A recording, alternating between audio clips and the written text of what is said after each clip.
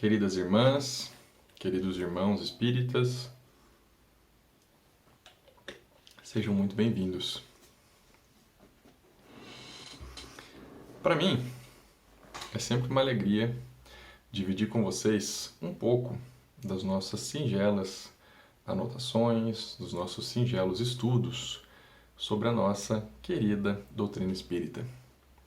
Então, mais uma vez, vamos aqui rogar ao Mestre Jesus que nos ilumine para que nós possamos compreender bem a sua mensagem, como nos foi repassada, como nos foi passada, livre das nossas influências, que nós possamos compreendê-la e que nós possamos praticá-la.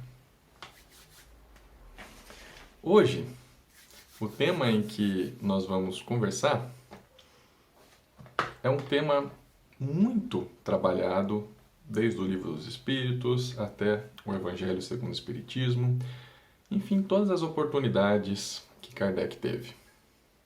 E ele é um tema em que foi basicamente descrito, a sua importância com base na nossa situação atual como espíritos encarnados. O que nós queremos dizer com isso? Como que os nossos mentores, como que os espíritos descrevem a nossa situação como espíritos encarnados aqui no nosso planeta Terra? Eles sempre frisam que o nosso planeta nos traz muitas possibilidades, ele é um planeta cheio de bênçãos e é simplesmente a gente olhar para fora, na janela, que nós vamos ver esse sol maravilhoso, certo? Esse verde que nós temos aqui, inclusive, no nosso país, as pessoas com quem nós convivemos, nós vamos perceber que ele é um planeta que tem muitas, mas muitas bênçãos, assim como tudo o que existe na obra divina. Porém, como dizem os mentores, a nossa situação como espíritos encarnados é uma situação de fragilidade. O que eles querem dizer com fragilidade? Ou seja, o que significa uma situação, fragilidade, de acordo com o que os mentores nos colocam? Bom, é só nós olharmos para a nossa condição de encarnado que nós vamos perceber o seguinte: se nós ficarmos pouquíssimos instantes sem oxigênio, que nós precisamos para as nossas células terem energia, nós não vamos conseguir e vamos retornar ao estado de desencarnado rapidamente. Se nós ficarmos alguns dias sem água, nós também vamos retornar ao estado de desencarnado facilmente. Quando nós entramos em contato com qualquer tipo de agente que nos causa uma doença, nós percebemos como a nossa situação de encarnado é frágil, certo? Ou seja, nós percebemos que nós não podemos sair muito longe das nossas condições de sobrevivência, ok? Caso contrário, nós retornamos à nossa condição de espírito desencarnado. E por que é que nós temos essa condição? O que os mentores nos dizem? Basicamente, eles nos dizem que essa condição de fragilidade ela é temporária. E ela não é muito confortável para o nosso espírito. Que o nosso espírito ele é acostumado com liberdade, com expressar os seus potenciais de uma maneira mais livre, com menos limites, certo? Então, quando nós estamos assim num corpo encarnado, uma das primeiras coisas que nós percebemos, consciente ou inconscientemente, é que nós estamos profundamente limitados ou presos à nossa situação. Inclusive, os mentores nos dizem que um sentimento de melancolia, que às vezes toma conta de nós, sem motivo aparente, ele é resultado dessa nossa lembrança de um estado mais livre quando espírito. E dessa vontade de acessarmos essa liberdade novamente. Ok, mas o ponto é que, por que isso acontece, certo? Com determinados espíritos. Ou seja, por que nós estamos nessa condição? Bom, nós sabemos, né, estudando as obras de Kardec, que a nossa encarnação ela é como uma escola. Mas o ponto é, por que nós estamos nessa escola? Por que nós não podemos continuar de uma maneira um pouco mais livre, né? E a resposta dos mentores é a seguinte: ora, nessa situação de encarnados aí na Terra, vocês estão nessa situação de fragilidade por quê? Porque, infelizmente, quando nós temos a liberdade do nosso estado espiritual, nós acabamos optando, né? Optando por nos manifestarmos de uma maneira muito orgulhosa, ou seja, uma maneira que, infelizmente, desconsidera outros irmãos da nossa criação para nos colocarmos em uma posição maior. Claro que se nós pensarmos que nós estamos agindo assim ao longo do tempo, nós vamos gerar desequilíbrio, né? Porque é da vontade de Deus que todos nós possamos viver juntos em harmonia. Então, temporariamente, para evitar que nós causemos mal a outros seres e para proporcionar o nosso crescimento, nós estamos nessa situação de fragilidade, né, que é a nossa encarnação. E nessa situação de fragilidade, o que nos faz crescer? Exatamente isso que nós temos discutido ou que nós temos falado até agora. Essa nossa situação de fragilidade, de necessidade de conservação, de necessidade de resolução de problemas para que nós continuemos vivos. Por isso é que no Livro dos Espíritos, na terceira parte, né, no capítulo 3, Kardec, quando ele fala da lei do trabalho, tem uma questão, que é a questão número 676, em que ele pergunta o seguinte: por que o trabalho se impõe ao homem? Né? E a resposta dos espíritos é: por ser uma consequência da sua natureza corpórea. Ele está falando exatamente isso que a gente tem discutido. É uma expiação e, ao mesmo tempo, um meio de aperfeiçoar a sua inteligência. Ou seja, ele serve para, primeiro, nos mantermos na linha, certo? Porque, infelizmente, quando nós temos muito tempo livre, nós começamos a pensar em atitudes que podem prejudicar outras pessoas, né? Quando nós temos tempo livre, nós não pensamos assim: que vontade que eu tenho de meditar, que vontade que eu tenho de aprender uma coisa nova, que vontade que eu tenho de ir lá e ajudar aquele irmão ali que está em necessidade, né? Geralmente eu começo a pensar: nossa, que vontade que eu tenho de ir lá falar mal de fulano, que vontade que eu tenho de ir lá e atrapalhar um pouquinho ali porque não está me ajudando, né?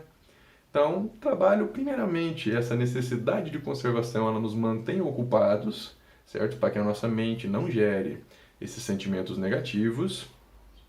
E segundo, ele também é um meio, né, para que nós possamos aperfeiçoar as nossas habilidades. Sem o trabalho, o homem permaneceria sempre na infância quanto à inteligência. Por isso é que seu alimento, sua segurança e seu bem-estar dependem do trabalho e da sua atividade. Em compensação ao extremamente fraco de corpo, Deus outorgou a inteligência, mas é sempre um trabalho. Então aqui, né, nessa nossa pergunta, nós vamos iniciar o nosso tema de hoje, que é o tema do trabalho, certo? Nós começamos ele basicamente então descrevendo por que o trabalho existe no mundo como lei, ok? Inclusive, né, essa lei do trabalho ela foi descrita, por exemplo, por outros pensadores no nosso mundo, né? Voltaire tem aquela famosa frase, né, que eu acho muito bonita. Ele diz que o trabalho nos afasta de 3 grandes males: o tédio, ou seja, essa melancolia, o vício, ou seja, de nós acabarmos prestando muita atenção ou jogando muita energia no que não nos é bom, e a necessidade, né?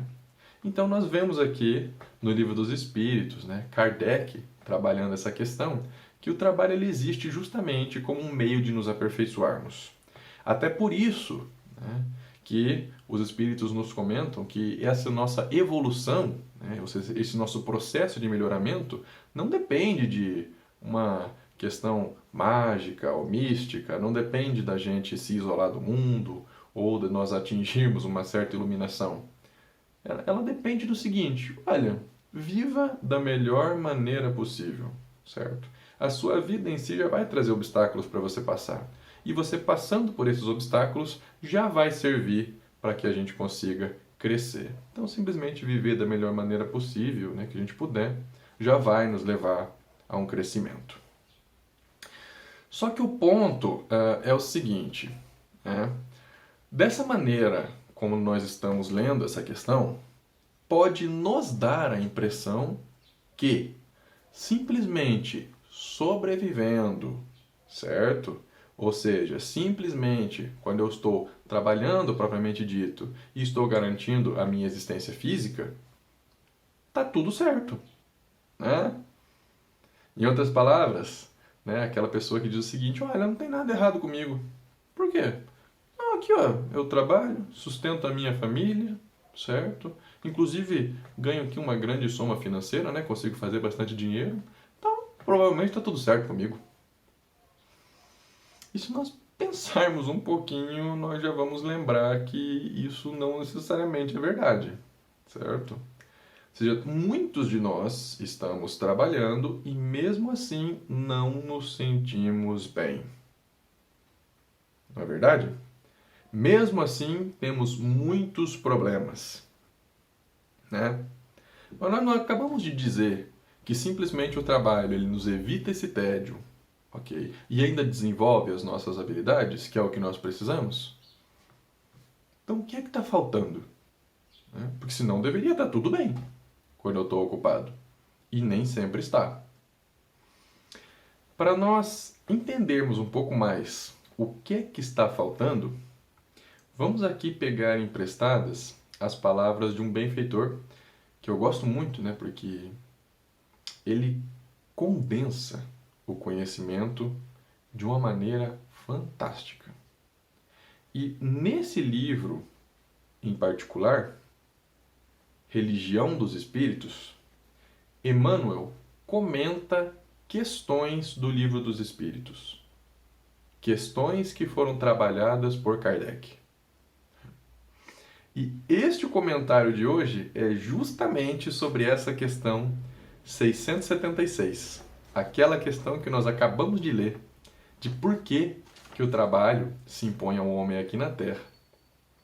E Emmanuel vai complementar, né, ou vai comentar essa questão, nos explicando uma coisa muito importante. O nome da mensagem é Trabalha Servindo. Então ele começa dizendo o seguinte: a cada momento, o Criador concede a todas as criaturas a bênção do trabalho, como serviço edificante, para que aprendam a criar o bem, que lhes cria luminoso caminho para a glória da criação. Ou seja, aqui Emmanuel está colocando o trabalho como uma oportunidade, exatamente da mesma maneira que foi descrito no Livro dos Espíritos. Não permitas, portanto, que o repouso excessivo te anule a divina oportunidade.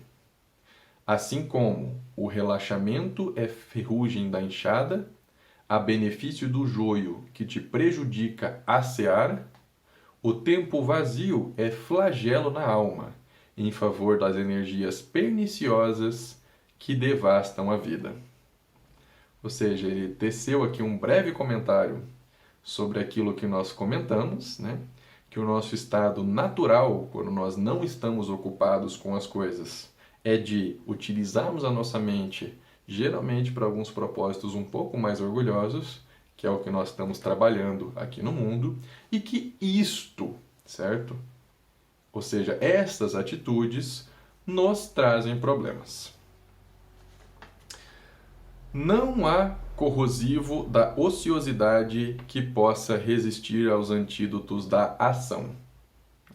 Então aqui Emmanuel está lembrando o seguinte, que essa nossa ação no trabalho deve ser suficiente para superar todas essas nossas dificuldades que nós estamos comentando, né? Só que aqui tem um porém, ok? Basicamente, esse porém é o seguinte: quando nós nos resignamos com a nossa condição, certo? E aceitamos esse nosso trabalho, ou seja, essa nossa atividade em benefício de nós mesmos, muitas vezes o mundo vai nos testar, né? Como que ele vai nos testar? Ele vai nos testar com alguém dizendo que nós simplesmente estamos trabalhando a nosso favor, certo? Que nós não estamos fazendo as coisas corretas. Vai nos testar, por exemplo, colocando obstáculos para o nosso desenvolvimento no nosso caminho, né? Por quê? Porque nós lembramos que ele é um mundo de provas e expiações. Então, num mundo de provas e expiações em que nós estamos num contexto frágil, o que é que nós esperamos encontrar? Esperamos encontrar provas, certo? E essas provas muitas vezes testam essa nossa capacidade de caminhar. Então ele complementa, né? Ou ele continua a mensagem dessa maneira: não acredite desse modo no poder absoluto das circunstâncias adversas, a se mostrarem constante nos eventos da marcha. Emmanuel está dizendo o seguinte: por mais que pareça que o mundo não vai premiar esse nosso trabalho constante, não acredite nisso, certo? Isso faz parte da natureza do local, né? Faz parte das provas que nós temos que passar.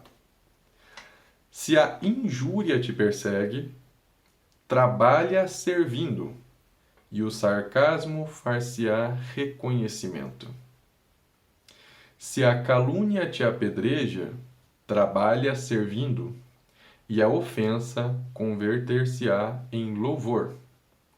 Se a mágoa te alanceia, trabalha servindo, e a dor erguer-se-á por utilidade. Se o obstáculo te aborrece, trabalha servindo, e o embaraço surgirá por lição. Então, o que ele está querendo dizer aqui? Nós vamos sim enfrentar dificuldades ao longo da nossa vida, que muitas vezes serão desanimadoras, certo? Só que se nós formos esperar com que com que esses obstáculos cessem por si, nós não estamos numa posição muito boa. Basicamente por uma razão: que nós não temos controle dessa situação, certo? Ele é controlado por outras mentes. E a lei de livre-arbítrio diz que cada um de nós tem, certo? Tem a possibilidade de agir como entender. Claro que nós respeitamos as leis divinas, né? Mas nós temos a nossa liberdade. Ou seja, por mais que eu não concorde, eu não posso fazer nada pela maneira com que outra pessoa pensa. Qual é a única coisa que eu posso fazer? Segundo Emmanuel está falando, continuar trabalhando, certo?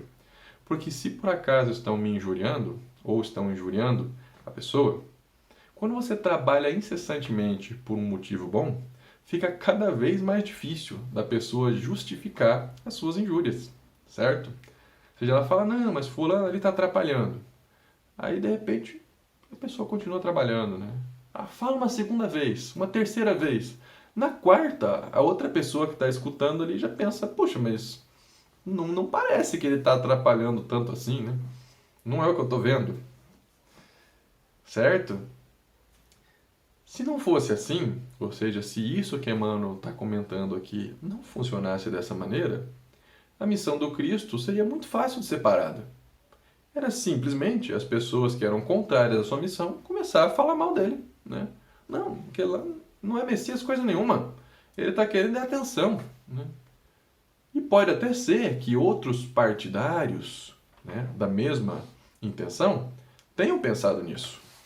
Só que não são todos os que vão acreditar dessa maneira. Ou seja, muitas pessoas vão perceber, né, que aquele espírito é grandioso, que ele está trabalhando por uma razão maior. Aí, Emmanuel complementa, né, esse item falando o seguinte: no trabalho em que possas fazer o melhor para os outros, encontrarás 3 coisas. 1. A quitação dos débitos do passado. 2. As realizações do presente. E 3. Os créditos para o futuro. Porque nós aqui, nessa nossa situação, temos o nosso passado para consertar, né? Mas a lei divina, segundo os nossos mentores, diz o seguinte, que se uma expiação chega, né, e ela encontra o seu alvo trabalhando em favor dos outros, manda a lei que essa expiação seja suspensa, né? Pelo menos temporariamente, para verificar se aquele trabalho vai continuar. Porque existe a possibilidade de nós repararmos o que nós fizemos com o trabalho ou com amor. As realizações do presente, seja porque nós temos necessidade, né? E créditos para o futuro. Ou seja, vamos angariar a simpatia de irmãos que podem nos auxiliar nas nossas provas futuras.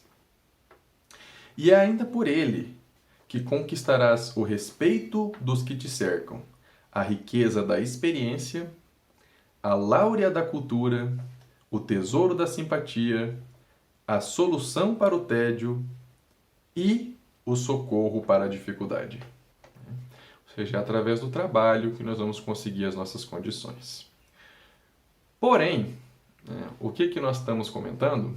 Que, infelizmente, parece que às vezes nós estamos trabalhando, certo? E mesmo assim as coisas ainda não estão dando certo.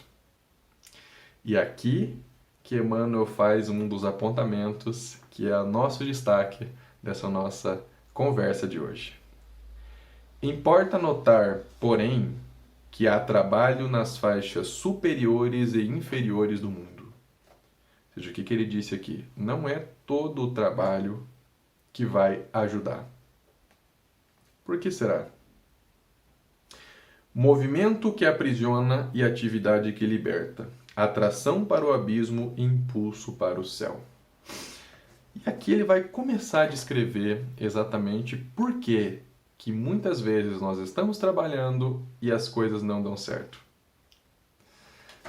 E basicamente, né, antes de nós lermos esse item, nós vamos lembrar o que significa o nosso aprimoramento espiritual, certo? Porque aqui no nosso mundo, certo, materialmente nós temos necessidades.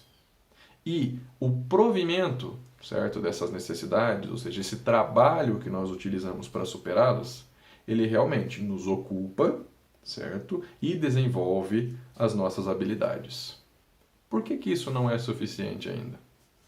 Basicamente, por que foi que nós viemos parar nessa situação? Segundo nossos mentores. Não foi porque nós utilizamos a nossa mente para optar por escolhas, certo, baseadas em orgulho, certo? Talvez seja por isso, né, que Paulo, naquela famosa carta aos Coríntios, ele começou dizendo assim: ainda que eu falasse a língua dos homens e as línguas dos anjos, sem amor eu nada seria. O que Paulo está querendo dizer com isso? Olha, você pode, certo, aprender tudo quanto é coisa. Você pode fazer, ok? Você pode trabalhar, ou você pode operar no mundo, né, de várias maneiras. Se você não fizer isso com amor, nada serve. Esse amor, esse com amor nada serve, muitas vezes nós interpretamos, né, daquele jeito água com açúcar, assim, né? A pessoa não está trabalhando com amor, então não tem validade. Mas não, certo? É literalmente, sem amor nós podemos estragar tudo. Como assim? Olha o que Emmanuel diz. O egoísmo só trabalha para si mesmo. Ou seja, mesmo que nós aprendamos, certo, a sobreviver nesse mundo e a gerar valor aqui, muitas vezes nós vamos precisar resolver situações, certo? Como espíritos imortais, situações que vão ajudar o nosso próximo, né? Porque nós temos que construir essa situação, ou seja, essa nossa sociedade mais fraterna, em que todos se beneficiam. Só que, por que eu vou fazer isso se não está me beneficiando nesse momento? Né? É um benefício para todos, não é só para mim. Eu não vou trabalhar assim. E aí, infelizmente, as nossas habilidades que nós desenvolvemos ao longo do tempo não são utilizadas da maneira que precisam, né? Porque nós não estamos utilizando corretamente. A vaidade trabalha para a ilusão, né? O vaidoso ele trabalha para ser reconhecido. Por mais que nós aprendamos a trabalhar, por mais que nós estejamos em movimento, nós estamos trabalhando basicamente para outra pessoa dizer que nós estamos fazendo alguma coisa boa. E daí quando a pessoa não diz, porque nós não estamos, nós não temos controle, né, sobre o que nossos irmãos fazem, aí nós ficamos desesperados. Não vale a pena trabalhar, ninguém reconhece, né? E nós paramos imediatamente. A usura trabalha para o azinhavre, né? Ou seja, trabalha para a ferrugem das moedas. Essa é a analogia que ele está utilizando. Ou seja, a usura trabalha simplesmente para que nós possamos acumular coisas para nós. Acumular coisas que muitas vezes não servirão para nada. Ou seja, não vamos utilizar isso para o bem comum, não vamos muitas vezes nem utilizar para nós mesmos. É simplesmente pela sensação de acumulação. O vício trabalha para o lodo. A pessoa que está viciada também está trabalhando. Só que, infelizmente, ela está trabalhando para suprir o vício dela, né? Ou seja, não está trabalhando para algo positivo. A indisciplina trabalha para a desordem, né? O indisciplinado ele também trabalha, certo? Ou seja, ele também todo dia vai lá, coloca as coisas onde ele acha que tem que colocar. O problema é que ele não planeja e não segue a ordem que ele planejou. Então, quanto mais ele trabalha, parece que pior fica, né? Ou seja, ele muda um negócio de lugar, não fica mais organizado, porque ele não pensou direito onde ele ia colocar. Ele vai lá, arruma um negócio e não fica tão bom assim, porque ele não pensou direito do jeito que ele ia arrumar. Ele não seguiu a ordem do que ele precisaria seguir. Então, por mais que ele trabalhe, ainda continua complicado. O pessimismo trabalha para o desânimo. O pessimista também trabalha. Só que ele sempre trabalha se preparando para o pior. E daí ele não entende por que as coisas não melhoram, né? Se ele simplesmente trabalha só se preparando para o pior, o que é que ele está construindo para melhorar? Nada. Porque ele não acredita que as coisas vão melhorar. A rebeldia trabalha para a violência, né? O rebelde, ele vê um problema no mundo. E ele não tem, geralmente, a força para mudar aquilo. Ele acredita que não tem como mudar. Então ele acaba se entregando à cólera. E ele gostaria muito que tudo explodisse e voltasse, né, a ser nada. Então ele tenta gerar uma atitude violenta. O rebelde trabalha para a violência. A cólera trabalha para a loucura. A crueldade trabalha para a queda. Ou seja, a pessoa que é cruel, ela também trabalha. Só que ela acaba trabalhando para quê? Para derrubar outras pessoas. Que na opinião dela, aquelas outras pessoas não merecem crescer. Ou não seria bom que elas crescessem, né? Então ele acaba trabalhando para espezinhar os outros. O crime trabalha para a morte. E assim por diante. Todas essas monstruosidades do campo moral representam um fruto amargo e venenoso de audiências da alma com a inteligência das trevas no palácio deserto das horas perdidas. Então o que está nos dizendo aqui? Não basta que nós estejamos em movimento e nos desenvolvendo. Nós precisamos trabalhar servindo, certo? Ou seja, trabalhar com o nosso sentimento, trabalhar com a nossa mente, enfim, trabalhar com o nosso amor, segundo diz Paulo, certo? Senão, não adianta de nada. Nós podemos continuar trabalhando e atrapalhando muita gente, né? Esse nosso trabalho, ok? Embora esteja nos ocupando, não está sendo positivo, né? Para que ele seja positivo, nós precisamos construir essa série de características que o amor divino, certo? Que nos ilumina todos os dias, tem. Ou seja, nós precisamos construir em nós esse tipo de sentimento, ok? que o amor divino nos permite experimentar todo dia, né? Nós precisamos construir nele altruísmo, certo? Nós precisamos construir um trabalho em favor dos outros, um trabalho livre de ciúme, um trabalho livre de vaidade, um trabalho que se regozija com o bem do próximo, certo? Quando nós colocamos isso juntamente com a nossa energia, aí sim. Aí o nosso trabalho vai superando todos os obstáculos e mesmo que nós tivermos dificuldades, nós vamos superando-as todo momento. Porque aí o nosso trabalho ele é realizado com amor. Enfim, ele é realizado servindo. Aí nós estamos utilizando as nossas capacidades para preencher esse nosso tempo, certo? Para desenvolver as nossas capacidades e também para elevarmos os nossos sentimentos. Aí nós estamos fazendo exatamente o que nos pediu o Mestre Jesus, né? Amai-vos uns aos outros, assim como eu vos amei.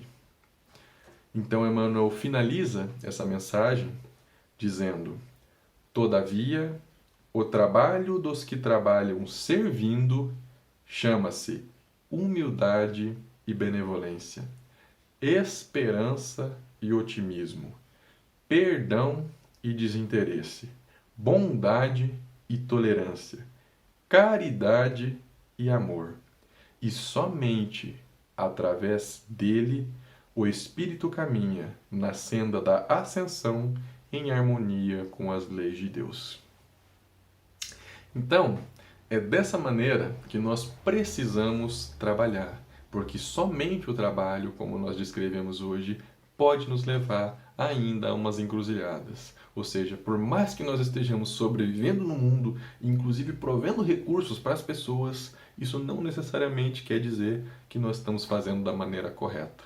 Porque nós precisamos trabalhar servindo, ou seja, utilizando realmente dessa nossa oportunidade aqui no mundo para construir algo bom, né? Algo bom aqui dentro que vai se refletir no nosso relacionamento com o nosso próximo. Essa semente dessa sociedade fraterna que nós estamos criando.